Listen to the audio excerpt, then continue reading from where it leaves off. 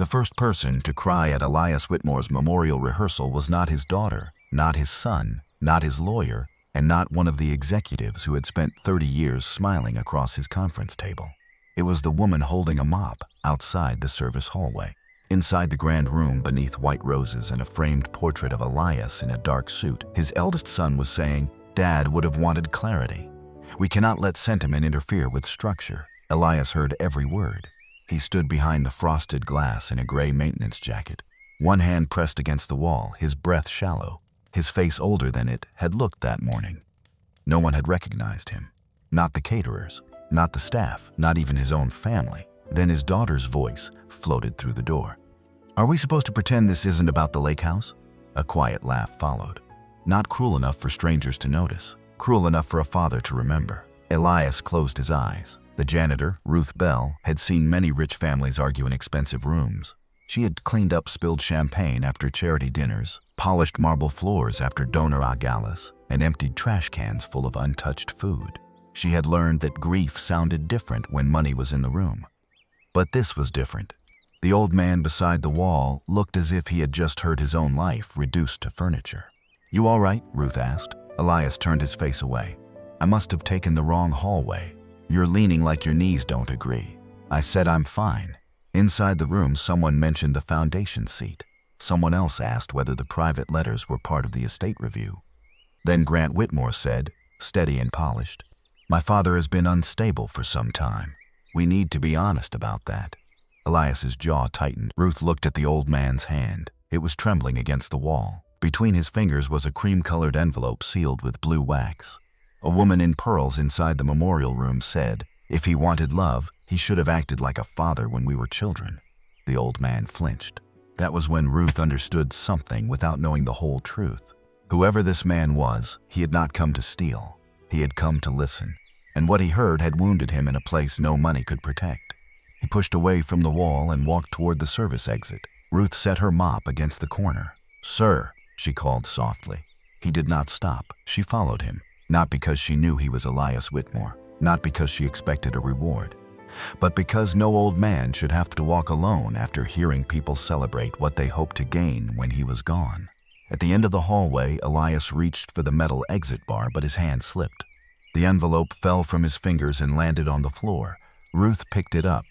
The name on the front made her freeze. Mrs. Clara Whitmore, not Elias, Clara. The name was written in a careful hand, and beneath it were 5 words Ruth had not seen in nearly 20 years. "Dignity is a quiet room." Ruth's face changed. She looked up at the old man. "Where did you get this?" Elias stared at her, startled for the first time. Before he could answer, the door behind them opened. Grant Whitmore stepped into the hallway. His eyes moved from Ruth's hand to the envelope, then to the old man in the maintenance jacket. For one long second, the hallway went silent. Grant said, "Dad, what have you done?" 3 hours earlier, Elias Whitmore had sat alone in his private suite above the Whitmore Heritage Club, watching a housekeeper arrange white roses around his own portrait. The club had once been a train station. Elias bought it in the 1970s, restored the stone arches, and turned it into a place where wealthy families held weddings, retirement dinners, and memorial luncheons with soft lighting and quiet music. His wife Clara had hated the room. "Too much shine," she used to say. "People tell the truth in plain rooms, Elias, not under chandeliers." Clara had been gone 12 years, but Elias still heard her voice when the world became too polished. On the table beside him lay 2 envelopes. One contained documents about the Whitmore estate. The other contained Clara's final unfinished request, not her will. That had been settled long ago. This was different. For 34 years, Clara Whitmore had quietly funded a private charity called the Quiet Room Fund. It paid overdue rent for widows too proud to ask, bought winter coats for children whose families were too embarrassed to stand in public lines, covered motel stays for women leaving unsafe homes, and paid medical bills that never appeared under the Whitmore name. Elias had signed the checks. Clara had chosen the people. After her death, Elias kept the fund alive, but he never had her gift for knowing who could be trusted with mercy. He could read balance sheets.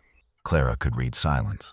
Now he was 78, and his doctor had said words like progressive, limited stress, and prepare your affairs. Elias had not told his family everything. He told himself it was because they would panic. The truth was less noble. He was afraid they would not. His son Grant ran the public company now. His daughter Vivian managed the family foundation. His younger son Peter had become a collector of apologies he never gave. They all called. They all visited on holidays. They all spoke carefully around him, as if he were a fragile antique that might lose value if handled incorrectly. But none of them asked about Clara anymore. None of them asked whether he was lonely in the house by the lake. So Elias did what proud, wounded men sometimes do. He created a test and pretended it was wisdom. The invitation had called it a legacy rehearsal, a private gathering to review memorial wishes, foundation leadership, personal letters, and estate intentions while Elias was still alive and able to hear honest thoughts. His lawyer hated the idea. Grant tried to stop it.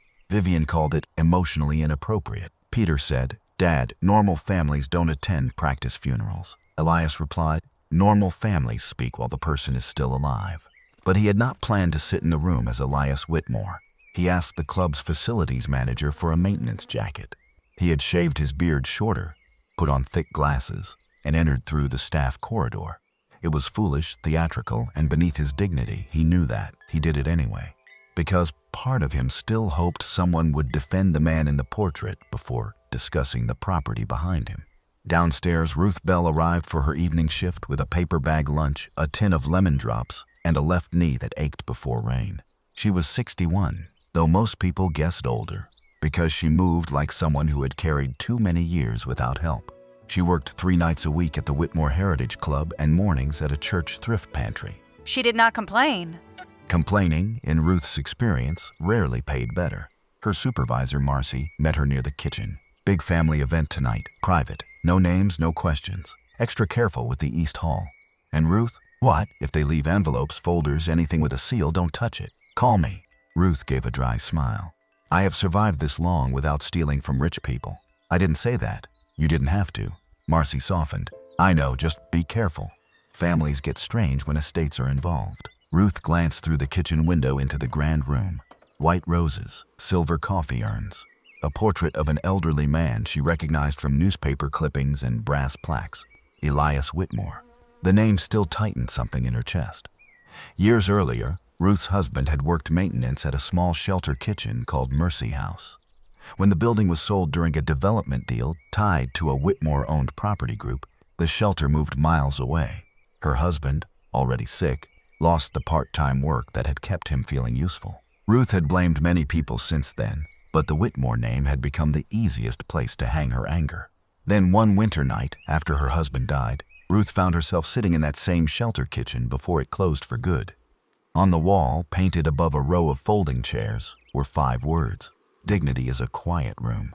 A volunteer told her Mrs. Clara Whitmore had said it years ago.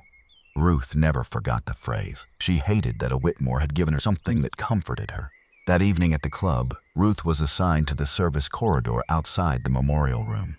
She was supposed to remain invisible, which suited her. Invisibility was one of the few skills age had made easier. The family arrived in black, navy, and gray. Grant first, speaking into his phone, every word clipped and controlled. Vivian followed, elegant and tense, touching the pearls at her throat. Peter came late, smelling faintly of mint and worry. They stood under Elias's portrait and greeted one another as if cameras were present, though none were. The lawyer, Mr. Alden, opened the meeting. Mr. Whitmore requested unusual honesty tonight. He believed certain conversations should occur before death, not after. Peter muttered, "That sounds like Dad." Grant's smile did not move his eyes. "Let's keep this respectful." At the back of the room, the disguised Elias lowered his head and adjusted a stack of folded linens that did not need adjusting. At first, the comments were gentle. Clara had made him kinder. He had built beautiful places. He was difficult, yes, but brilliant. Then Mr. Alden mentioned personal allocations not yet finalized. The air changed. Vivian asked about the lake house. Peter asked whether certain letters would remain sealed. Grant asked about the foundation seat. No one asked why Elias wanted to hear them. No one asked whether he was afraid. The old man in the maintenance jacket stood motionless beside the side door as his children carefully undressed his life. Then Vivian said the line about him not acting like a father, and Elias left. Ruth followed. That one small decision changed every life in the building. Grant shut the service door behind him with the calm of a man trying not to startle a wild animal. "Dad," he said again, "take off that jacket." Elias straightened. "You recognized me quickly. You're my father. Not quickly enough to defend me." Grant's face tightened. Ruth held the cream envelope between both hands. This belongs to him? Grant turned to her. That is private family property. Ruth did not move. Elias extended a hand. Thank you, Mrs. Bell, she said. Ruth Bell. At the name, Elias looked carefully at her, but Grant stepped forward before the moment could settle. I'll take the envelope. Ruth looked at Elias, not Grant. Do you want him to have it? The question was small, but it landed heavily. For most of his life, people had handed Elias things because other people expected them to. Contracts, keys, menace. Decisions. Ruth, holding that envelope, asked what he wanted. Elias said, no. Grant stared. This is exactly what I mean. What do you mean? Elias asked. You dress up as staff at your own memorial rehearsal. You spy on your children. You carry sealed documents through service corridors. And now a janitor is standing between you and your family papers. Ruth's eyes hardened at the word janitor. Not because it was untrue, but because Grant used it like a locked door. Elias said, she returned what I dropped. After reading it, I didn't read it, Ruth said. Grant glanced at the envelope. You recognized Clara's name. I can read a name without stealing a secret. Grant lowered his voice. Mrs. Bell, this family has been dealing with a difficult decline. My father is not always aware of how his actions affect others. Elias laughed once. It had no humor in it. There it is, he said. The convenient illness. Grant turned to him. You have frightened people for months. I asked for honesty. You staged a trap. I staged a mirror. And what did you expect to see? Grant asked. Children weeping over a man who spent our childhoods in boardrooms. That struck deeper than the comments inside the memorial room. Elias took one step back. Ruth saw it. Grant did too. For a moment, the son looked sorry. Then fear covered it. Dad, come upstairs now, before this gets worse. It already has. The door opened again. Vivian and Peter appeared, followed by Mr. Alden. Vivian gasped softly. Oh my God, it's true. Peter looked from Elias to the jacket. Dad, please tell me this isn't what it looks like. Elias asked, what does it look like? No one answered. So Ruth did. It looks like a man heard more truth than his family meant to give him. The hallway went still. Grant's eyes narrowed. Mrs. Bell, you are excused. I work here. Then go work somewhere else in the building. Elias turned. Do not speak to her that way. Grant's control cracked. You don't even know her, Elias said. But she followed me. Vivian folded her arms because she saw an opportunity. Ruth's face did not change, but Elias noticed her fingers tighten around the envelope. Peters, said Vivian. What? We're all thinking it. Dad wanders out with sealed documents and an employee follows him alone. Ruth handed the envelope to Elias. Not to defend herself, not to prove a point. Simply because it was his. There, she said. No opportunity. But Grant was already building the story he needed. Mr. Alden, he said, we should document this. Dad is clearly unable to manage this process tonight. Elias looked at his lawyer. Alden, the lawyer, hesitated. Elias, perhaps we should pause. Pause for your protection. Elias heard the phrase for what it was, a silk rope. Vivian's voice softened in that way adult children use when they have decided tenderness will work better than force. Daddy, you're tired. You're grieving Mom again. You do these things when you miss her. Ruth looked at Elias when Vivian said Mom.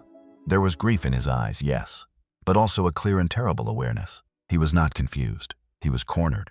Grant reached for the envelope again. Let me hold that. Elias pulled it back. The wax seal cracked under his thumb. Everyone saw it. Grant's face changed. Not much, just enough, Ruth noticed. Elias opened the envelope and removed a folded letter and a smaller blue card. He did not read them. He looked at Grant. You know what this is? Grant said, I know you've been carrying old papers around and giving them more importance than people. That was the contradiction. Because Grant had never been told there were papers in the envelope, only that it was sealed. Ruth's eyes shifted toward him. Elias noticed too. What papers? Grant? Grant blinked. I assumed. No, Elias said quietly. You remembered? Mr. Alden cleared his throat. Elias. But Elias had gone very still. You told me Clara destroyed her final charity notes. Grant's jaw tightened. Vivian looked at him. What charity notes? Grant did not answer. Ruth felt the hallway tilt toward something bigger than inheritance. Elias unfolded the letter at last. His hands trembled only once. Then he read the first line silently. His face changed. The anger left him. Something worse took its place. Pain with recognition in it. He whispered, Oh, Clara. Grant said, Dad, don't. That was when Ruth knew.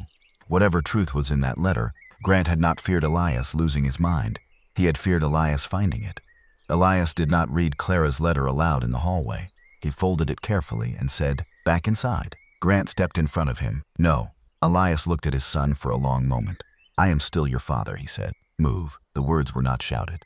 That made them harder to refuse. They returned to the memorial room, but it no longer felt like a rehearsal. The white roses looked staged. The portrait looked like a witness. Ruth stayed near the side wall because no one told her she could, and no one had the courage to tell her she could not. Elias stood beneath his own portrait in the maintenance jacket. His children stared at him as if the dead had arrived early. "I wanted to know," he began, "what my family would say when I could no longer interrupt." Peter lowered his eyes. Vivian wiped at her cheek, though whether from shame or anger, Ruth could not tell. Grant remained standing. Elias looked at each of them. "I heard about the lake house, the foundation seat, the private letters, my decline, my manipulation, my failures as a father." No one spoke. "You were not entirely wrong." That surprised them. Elias removed the glasses and set them on the table. "I did spend too many years away. I did use work to avoid rooms where I did not know how to speak. Your mother knew that. She told me the company received my best manners and my children received my exhaustion." Vivian's face crumpled, but she held herself together. Elias continued, "I cannot undo that." Grant said quietly, "Then why do this? Because your mother left me one final responsibility. And I have been too proud, too angry, and perhaps too lonely to fulfill it well." He held up the blue card. "The Quiet Room Fund." Vivian frowned. "The what?" Peter looked confused. Grant looked sick. Elias nodded slowly. "So you did keep it from them?" Grant said, "I protected the family from another one of Mom's emotional projects." Elias's voice sharpened. "It was not a project." Grant finally lost the polished tone. "It was millions of dollars moving through private channels with no publicity, no board oversight, no family review. Do you understand what that looks like now? It looks like mercy. It looks like liability." The word hung in the air. There was the son's motive at last. Not simple greed, not pure cruelty. Fear, control, reputation. A lifetime of believing anything unmeasured could become a threat. Elias opened Clara's letter. This time he read aloud. "Elias, if you are reading this, it means I failed to make you promise while I was still brave enough to ask. The fund must never become a family trophy. It must go to someone who understands that dignity is not charity with better manners. Dignity is a quiet room. It is help given without making the wounded perform gratitude." Ruth gripped the handle of her mop cart. The phrase struck her like a bell from another life. Elias looked up. Ruth's eyes were wet. He noticed. Grant noticed too. Elias continued reading, "You will be tempted to give it to one of the children because blood feels like duty. But ask yourself who protects a stranger's name when no one important is listening. Ask who returns what could benefit them. Ask who refuses money that would buy their silence. Ask who remembers the room, not the donor." Elias stopped. The room was so quiet that the air system seemed loud. Vivian whispered, "Mom wrote that?" Elias nodded. Peter sat down heavily. Grant's voice was low. It was an old letter. "She wrote many things when she was sick." "No," Elias said. "You told me there was no letter." Grant said nothing. Mr. Alden finally spoke. "Grant came to me years ago with concerns about the fund. He said Clara had intended to discontinue it." Elias looked at his lawyer. "And you believed him?" "I had no reason not to. He had a memorandum." "A memorandum he drafted," Elias said. Grant's face hardened. "Because you were drowning in grief. Mom was gone, and strangers were still pulling money out of accounts in her name. I stopped it from becoming a scandal. You stopped your mother's last work. I stopped chaos." Then Ruth, who had tried to remain silent, said, "Mercy looks like chaos to people who only trust locks." Every eye turned to her. Grant snapped, "This is not your concern." Ruth's voice stayed quiet. "I think it might be." Elias turned toward her. She swallowed, uncomfortable now that the room had made her visible. "There was a shelter kitchen years ago," she said. "Mercy House, not fancy. Folding chairs, bad coffee, a heater that clanked all winter. My husband worked there after he got sick because he still wanted to be useful." Elias's expression changed. Ruth continued, "One night after he died, I sat in that kitchen because I didn't want to go home to a room with his shoes still by the door." There were words painted on the wall. "Dignity is a quiet room. Someone told me Mrs. Whitmore said it." Elias whispered, "Clara painted it herself." Ruth looked at him then, truly looked. "I hated your name for a long time," she said.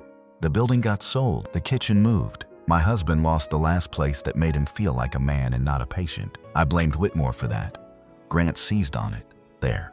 She has a grievance." Ruth turned to him. "Yes, I do." The honesty disarmed the room. "I had a grievance when I saw an old man in a service hallway," she said. "I had a grievance when I picked up that envelope. I had a grievance when your sister suggested I saw an opportunity, but I still gave it back." Elias closed his eyes. That was the first crack. The second proof came from Marcy. the supervisor, who had been standing just outside the kitchen door, pale and uncertain. "Mr. Whitmore," she said, "I'm sorry. I heard voices." Grant looked furious. "This is a private family matter." Marcy held up a small white envelope. Ruth turned this in before the event started. She found it under the East Hall console. Ruth looked confused. "That was just a guest envelope." Marcy shook her head. "I didn't open it." Mr. Alden did. The lawyer's face tightened. "It contained a cashier's check made out to cash. $10,000. Vivian looked at Ruth. Peter whispered, "10,000, Marcy said. Ruth found it and brought it straight to me." Elias turned to Ruth. "You never mentioned that." Ruth shrugged, embarrassed. "Wasn't mine, such a small sentence. Wasn't mine." But in that room, among people who had been measuring houses, seats, letters, and shares, it sounded almost radical. Elias looked back at Clara's letter. "Ask who returns what could benefit them." The third proof arrived not as paper, but as shame. Grant said, "Fine, she returned an envelope. That does not make her qualified to manage a major charitable fund." "No," Elias said. "It makes her visible." Then he turned to Grant. "And you, son, have been visible for years. I simply refuse to look." Grant's face flushed. Elias walked to the table and removed a leather ledger from a black folder. Its corners were worn soft.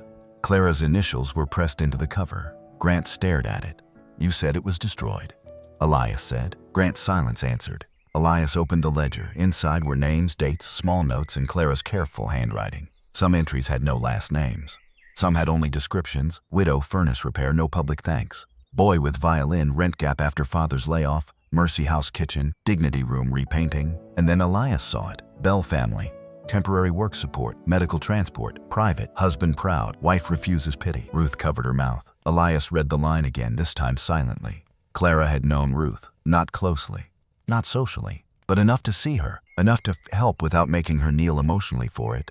Ruth whispered, "We never knew." "That was the point," Elias said. Grant looked at the ledger as if it might burn him. Vivian sat down, one hand over her pearls. Peter began to cry quietly, not dramatically, not for display, like a middle-aged boy who had just realized his mother had been larger than his memory of her. Elias turned one page and found a note tucked into the binding. It was Clara's handwriting again. "If Grant fights this, remember he is frightened, not heartless, but do not let fear inherit mercy." Grant's shoulders dropped. There it was, the emotional confirmation. Clara had seen him too, not as a villain, as a frightened son who might mistake control for protection. Elias looked at Grant, and for the first time that night, his anger became grief. "You thought you were saving us from embarrassment," he said. Grant's voice broke, but he forced it steady. "I was 29 when she died. You disappeared into that lake house. Vivian couldn't function. Peter was drinking too much. The company was watching. The press was circling. And Mom had money going everywhere with notes like poetry. I didn't know what to do." "So you lied?" "Yes," Grant said. "I lied." No one gasped. The room did not need performance. Grant looked at the portrait of his father, then at the living man beneath it.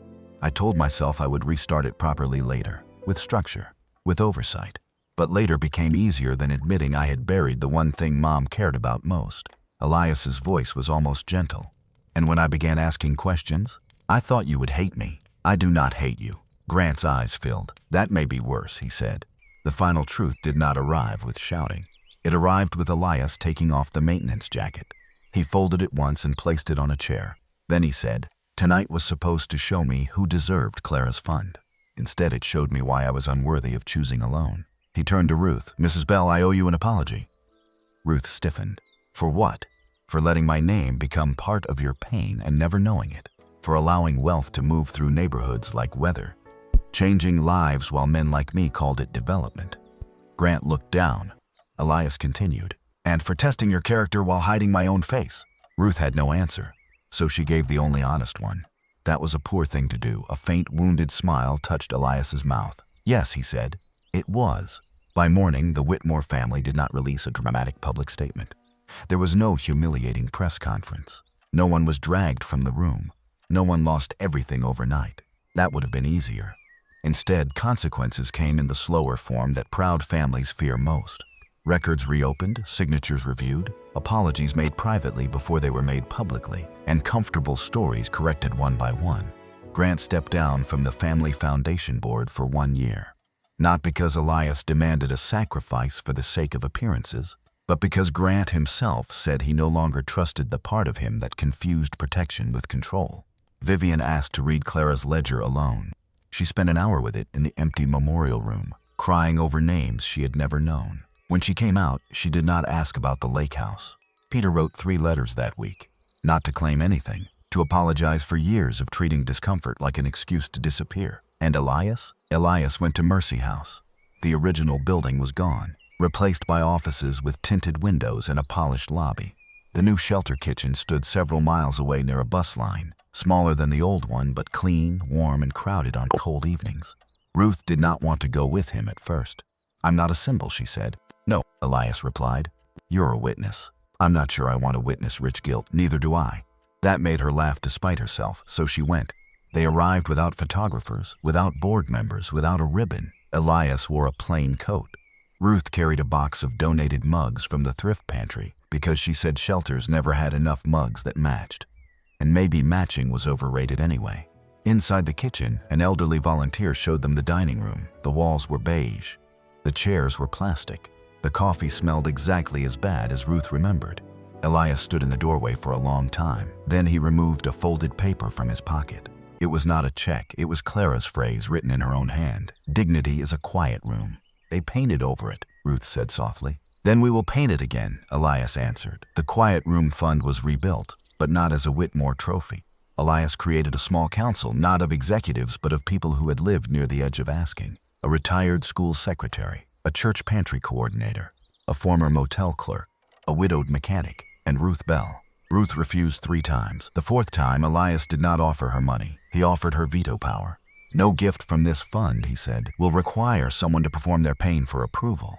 If it feels undignified, you can stop it." Ruth looked at him. "You understand I may disagree with you often. I'm counting on it." She accepted. Grant attended the first meeting but did not sit at the head of the table. That was Elias's condition. Grant could listen before he governed anything again. Halfway through, a request came in for a woman behind on rent after caring for her brother through surgery. The paperwork was incomplete. Grant began to ask for additional verification, then stopped himself. Ruth noticed. "What?" she asked. Grant looked uncomfortable. "I was going to say we need more proof. Maybe we do." He looked surprised. Ruth said, "Trust doesn't mean being careless. It means remembering a person is more than a file." Grant nodded slowly. It was the first useful thing they agreed on. Weeks later, Elias invited his children to the lake house. Not for an estate discussion, for dinner. The house sat at the edge of still water, with Clara's old garden sleeping under the early frost. For years, the family had treated the place as future property. That evening, it became a home again, awkwardly, imperfectly. Vivian brought soup. Peter burned the rolls. Grant arrived last, carrying a wooden box. He set it in front of Elias. Inside were letters. Clara's letters. Not all of them. Some had been lost. Some, Grant admitted, he had hidden away because reading them made him feel accused by a dead woman who had understood him too well. Elias touched the top envelope. "You kept them?" Grant swallowed. "I couldn't destroy them." That was not forgiveness, but it was a door. Elias looked at his son for a long time. "I should have asked you what you were afraid of," he said. Grant's face tightened. "I should have told you the truth before it became a wall." Outside, the lake darkened. Inside, no one said everything. No family heals in one evening because a secret comes out. But for the first time in years, they spoke without managing one another. Near the end of dinner, Vivian asked about Clara. Not about her jewelry, not about the foundation, her. "What was she like when no one important was around?" Vivian asked. Elias smiled faintly. "Better." They laughed, and it hurt, but in a clean way. The final image came 3 months later, in the new Mercy House kitchen. The wall had been painted a soft cream. The old phrase now rested above the serving window in simple blue letters. "Dignity is a quiet room." Ruth stood beneath it, handing coffee to a man who kept apologizing for needing help. "You don't have to apologize for being tired," she told him. Across the room, Elias sat at a folding table with Grant. They were sorting envelopes, not inheritance envelopes, not legal envelopes, but ordinary requests from ordinary people. Elias's hands were slower now. Grant did not rush him. At one point, Elias dropped a paper. Grant reached for it, so did Ruth. All 3 of them paused, then laughed softly. No one grabbed, no one claimed. Ruth picked it up and placed it in the center of the table where everyone could see. Elias looked at her, then at his son, then at the words on the wall. For most of his life, he had believed legacy was something built in stone, signed in ink, and protected by men in suits. Now, near the end, he understood Clara had known better. A legacy was also a room where a tired person could sit without shame. A hand that returned what it could have taken. A son who finally told the truth. A father who stopped testing love and started asking for it. And an old janitor who followed a stranger down a hallway because she knew that even wealthy men could be poor in the places that mattered most. Sometimes the deepest truth in a family is not hidden in a will or a bank account. Sometimes it is hidden in the way people speak when they think the wounded person cannot hear them. Elias thought he was testing kindness, but he learned something harder. Love cannot be forced through money, fear, or clever traps. Ruth thought she was only returning an envelope, but her small act of dignity reopened a promise that had been buried for years. And Grant, flawed as he was, reminds us of something uncomfortable too. Not every person who does wrong begins as a villain. Some begin as frightened people who confuse control with responsibility until the truth finally asks them to become honest. So here is the question worth sitting with. When no one important is watching, do we protect another person's dignity, or do we protect our own advantage? If this story moved you, share your thoughts in the comments. Have you ever seen a small act of kindness reveal someone's true character? And if you enjoy emotional stories about hidden truths, family wounds, justice, and forgiveness, consider subscribing to The Last Truth Stories.